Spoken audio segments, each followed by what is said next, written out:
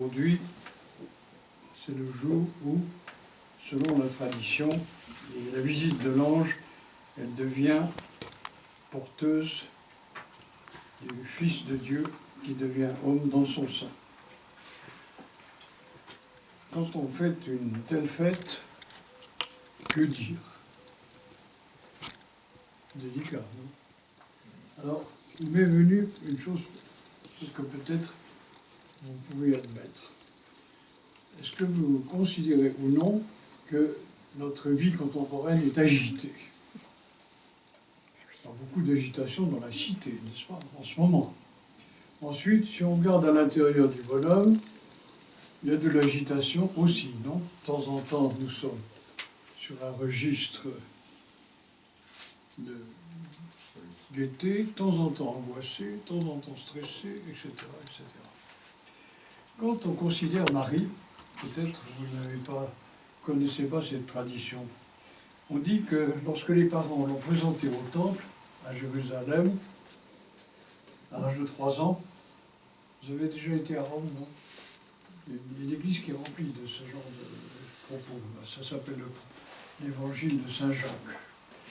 Alors, elle s'est précipitée vers le centre du temple, passé le rideau derrière le grand prêtre, derrière lequel le grand prêtre ne passait qu'une fois, et encore se protégeant, elle s'est mise à danser sur les marches de l'autel, ce qui était quelque chose de tout à fait inimaginable.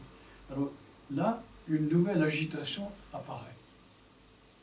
Mais c'est une agitation qui a un caractère harmonieux. Celle que nous connaissons actuellement, intérieure et extérieure, il n'y a pas beaucoup d'harmonie, il y a des conflits, n'est-ce pas, perpétuels. Tandis que là, ce qui se passe, c'est l'homme, sous la forme d'enfant, qui entre dans l'intimité divine. Et non seulement elle entre dans l'intimité divine, parce que Dieu veut faire de l'homme son intime. Comment est-ce que le Christ appelle les apôtres à la fin de sa vie? Il dit, mes amis. Et avant, il dit, vous étiez serviteurs, maintenant vous devenez des amis.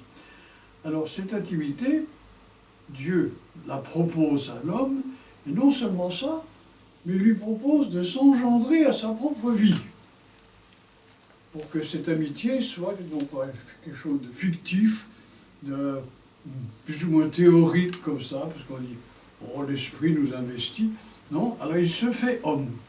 Alors ça ajoute ce que je vais appeler une agitation nouvelle, des choses qui sont absolument impossibles, qu'un Dieu vienne se mélanger, non, à sa création.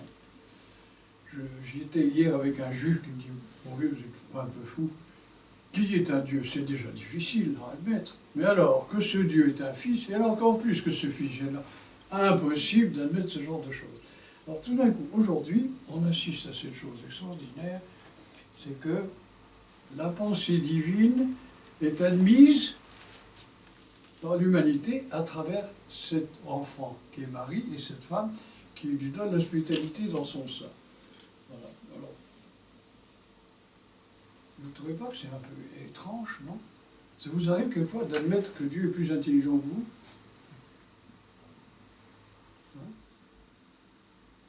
Les hommes ont horreur qu'il y ait quelque chose qui soit plus grand qu'eux-mêmes. Non, vous n'avez pas remarqué?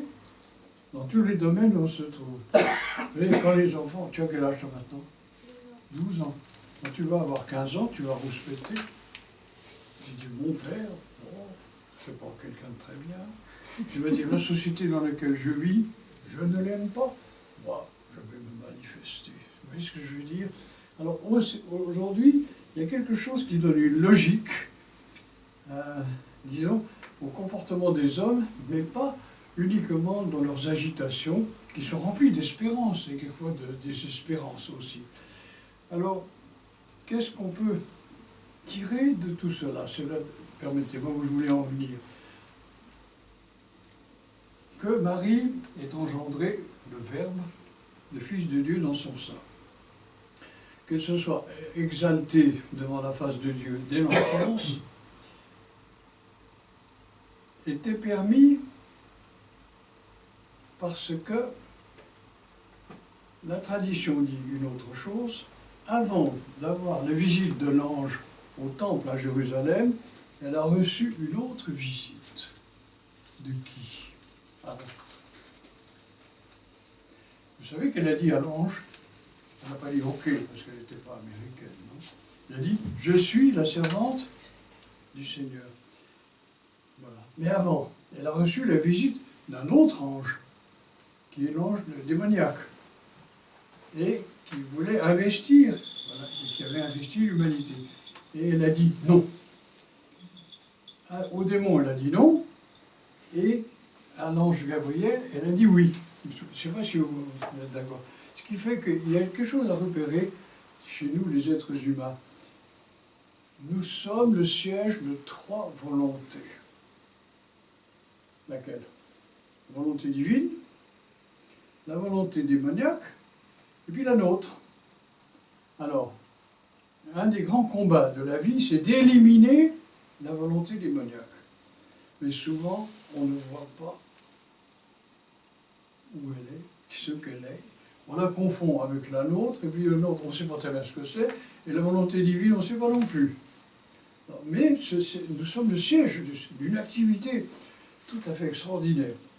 Alors je vais terminer là-dessus. Un jour, l'évêque Jean, mon prédécesseur, de bienheureuse mémoire, il priait devant une statue que nous avions à l'église de Saint-Irénée. Il priait Marie. Vous savez, les statues, c'est pas orthodoxe. Alors elle a été démolie par un fanatique. Un jour, il a pris un marteau, puis il a cassé notre statue. Alors on l'a remplacé par une gravure en bois. Et alors l'évêque Jean disait à Marie, tu vois, donne-moi une prière auprès de toi.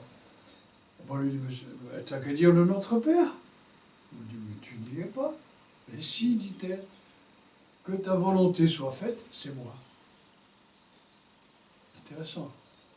Alors, quand vous avez des doutes sur ce qui se passe en vous voulez telle chose, vous voulez telle chose, eh bien, dites le Notre Père, et vous verrez, vous entrez dans le jeu où Dieu est présent, et l'homme devient l'égal de Dieu, et en même temps, Dieu peut intervenir dans la cité humaine. Sinon, il n'intervient pas, et progressivement, sa volonté n'est pas faite, et la nôtre, elle va s'assimiler lentement à celle du monde démoniaque. D'où les carnages auxquels on assiste, physiques, psychiques et spirituels, dans toute l'histoire. Vous vous demandez pourquoi il y a des guerres? Parce que... Hein? C'est un combat. Oui, mais il y a un combat. Avec qui? Contre qui? Le mal et le bien. Entre le mal et le bien. Oui, mais le mal, c'est le malin. Et le bien, c'est une création divine. Alors, si vous luttez contre le mal, vous êtes vaincu à tous les coups. Je sais pourquoi, parce que c'est une abstraction. Par contre, si vous attrapez le malin, c'est autre chose. Oui, il y a quelqu'un. Alors, faire attention. La question du bien et du mal, c'est une question intéressante, mais il faut lui donner des représentants. Alors, si on peut dire, le représentant du mal, c'est le malin, c'est le monde démoniaque. Et le représentant du bien, nous l'appelons le Père, le Fils et le Saint-Esprit. Alors, il faut... Mais je ne sais pas si vous articulez tout ça dans votre cœur et esprit. Mais tu as raison, il y a un grand combat. Alors, le plus grand combat, en tout cas, d'une certaine manière, à l'origine, c'est pour éliminer l'escroc, celui qui a pris la place de Dieu dans le cœur de l'homme et qu'on appelle le démon. Ça ne veut pas dire, mais il ne faut pas lutter contre lui en face. Dans l'iconographie, excusez-moi, c'est un peu long, vous savez comment on représente le démon dans l'iconographie? De profil. Parce que si vous mettez les deux yeux, comme on met dans les icônes, la présence est là. Mais alors, à la fin, si vous mettez le profil, c'est une présence-absence. On ne lui donne pas trop de lien. Est-ce que vous connaissez Luther? C'est allemand, magnifique, un grand bonhomme, vous savez, il était moine augustin, et il vivait au XVIIe siècle. Voilà. Un jour, il reçoit la visite du démon. Qu'est-ce qu'il fait? Prend son encrier, flaf, il lui lance à la... Alors l'encrier s'est cassé sur le mur qui est en face, et les Allemands, depuis cette époque-là, repeignent la tache d'encre tous les ans pour qu'elle soit fraîche, etc. Mais qu'est-ce qui s'est passé? Il a eu tort de lui envoyer son encrier, parce que le démon a dit, ben, n'est-ce pas que je suis bien là? Voilà, c'est intéressant. Alors, il faut regarder Dieu de face et le démon de profil. Puis après, on se débrouille les uns avec les autres. à notre Dieu, soit honneur et gloire au siècle des siècles.